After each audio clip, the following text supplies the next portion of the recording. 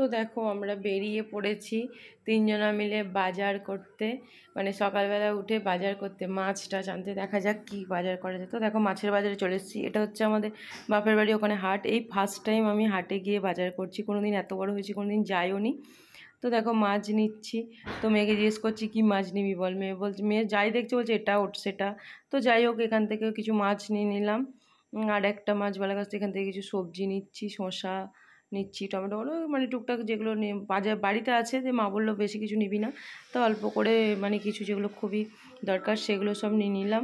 এখানে এসে এবার আখের রস খাচ্ছি, মানে আখের রস আর লেবু আর বিট নুন দিয়ে দেয়, ভালো লাগে খেতে। তারপর এখান থেকে দই নিলাম, মিষ্টি নিলাম। বাড়ি চলে এসেছি বাড়ি। মানে বাজার করতে গিয়ে নিজেরাই একদম মাছ ভাজা হয়ে গেলাম। চিংড়ি মাছ কিনেছি, তো চিংড়ি মাছ কিনতে নিজেই চিংড়ি মাছ ভাজা হয়ে গেছে, এত বাইরে রোদ গরম। তো চলো বাইরে থেকে কী কী এনেছি দেখা যাক, তার আগে চেঞ্জ করে নিই। কী অবস্থা রোদ্দুরের মধ্যে।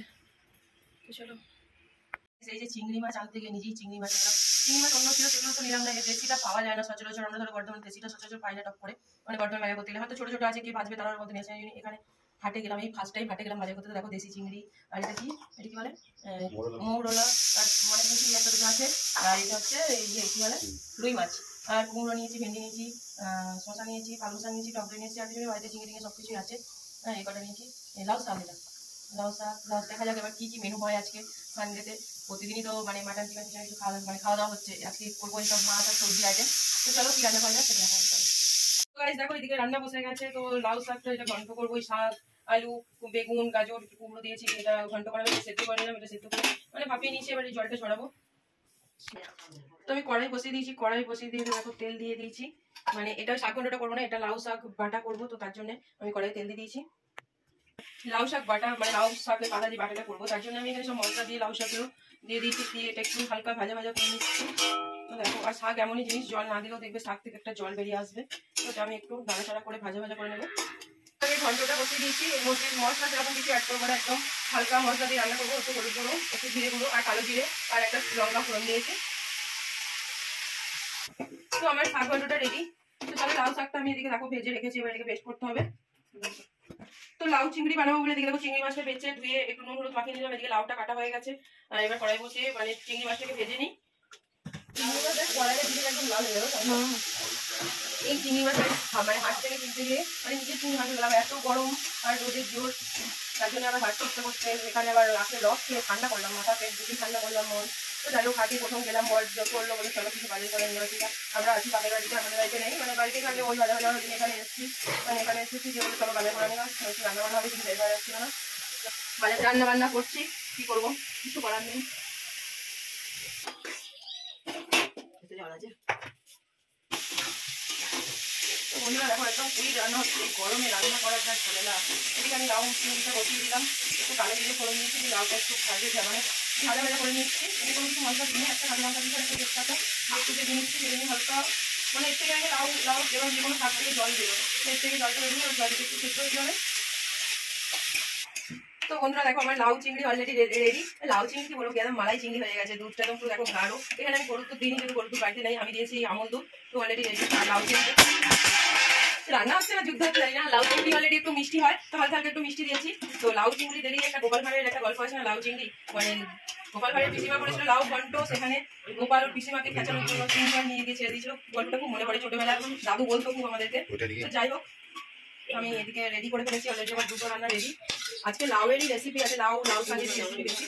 ঠান্ডাতে লাউ শাক মানে লাউয়ের রেসিপি করেছি, একটু মাথা ঠান্ডা থাকবে, পেট ঠান্ডা থাকবে। মাছের একটা মানে মাছের কালিয়া যেটা বানাবো, একটা রেসিপিটা একদমই পুরো অন্যরকম ভাবে একটা রেসিপি বানাচ্ছি।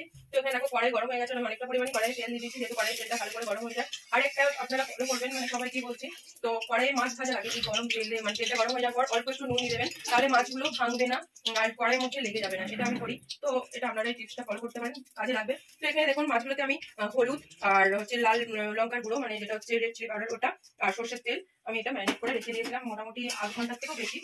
তো এটা এবার আমার এটা ফ্রাই করে নেবো। চারবার করে গরমে রান্না করতে বিরক্ত, খাবার খেতেও কিন্তু বিরক্ত হয়, কিন্তু আমার সেদ্ধ সাদ্দা খেতেও ভালো লাগে না। এই হচ্ছে মানুষের প্রবলেম, মানুষের মেন হচ্ছে জিপটা।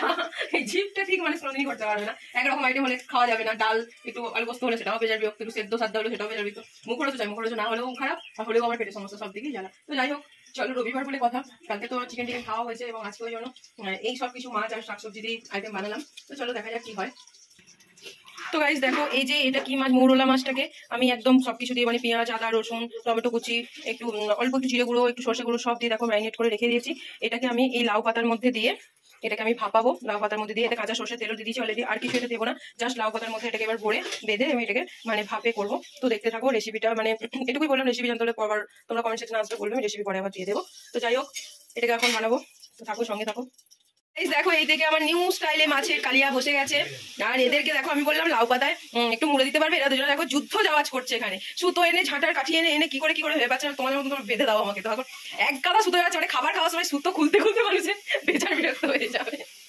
তো এই আর কি, এদিকে দেখো আমার অলরেডি মানে হতে চলেছে কালার, দেখো একদম বিয়ে বাড়ির স্টাইলে, মানে বিয়ে বাড়িতে যেরকম ভাবে রান্না করে রাঁধুনি রাঁধা, দেখো কালার যেমন আছে, ও কি বলবো, বিয়ে বাড়ি আর যাওয়ার দরকার নেই, গরমে বিয়ে বাড়ি যাওয়া মানে সাজুগুজি করতে পারবো না কিছু না। তো দেখো ঘরে বসে এইসব রান্না করো আর ঠান্ডাতে বসে বসে খাও। রান্না করতে করতে ক্লান্ত হয়ে পড়েছি গরমে, তার জন্য শরবত বানিয়ে নিলাম, নুন টকটক মিষ্টি মিষ্টি, তো গন্ধরাজ লেবু দিয়ে আর চিনি আর নুন দিয়ে বানিয়ে নিলাম একদম ঠান্ডা ঠান্ডা কুলকুল শরবত। চলো শরবতটা খাই, তারপর মাথাটা ঠান্ডা করে নিই। দেখো এখন দুটো বেজে গেছে, তো সবকিছু আয়োজন করে বসে পড়েছি। দেখতেই পাচ্ছ এই যে ওটা হচ্ছে যে মোরলা মাছটা দিয়ে আপনাদের যে পাপা করেছিলাম ওইটা, এটা হচ্ছে লাউ শাক ঘন্ট, এটা লাউ পাতা পাটা, এটা ভেন্ডি আলু সিদ্ধ, এটা হচ্ছে লাউ চিংড়ি দেখো, চিংড়ি ভরপুর চিংড়ি, আর এটা হচ্ছে ডাল, আর এটা হচ্ছে রুই মাছের কালিয়া, নিউ স্টাইলে কালিয়াটা বানিয়েছিলাম, মেয়ে কালার দেখতে হচ্ছে, এদিকে স্লাদ, এদিকে দই। তো সবাই বসে পড়েছি, তো চলো পাতুরিটা প্লেট খেয়ে টেস্ট করে বলো কেউ কেমন হয়েছে, পাতুরিটা টেস্ট করে দেখো।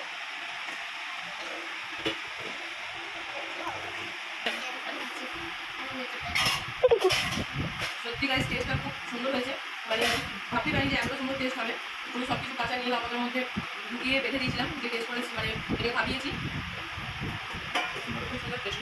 তো চলো খাওয়া দাওয়া করা যাক, দেখা হবে নেক্সট ব্লগে।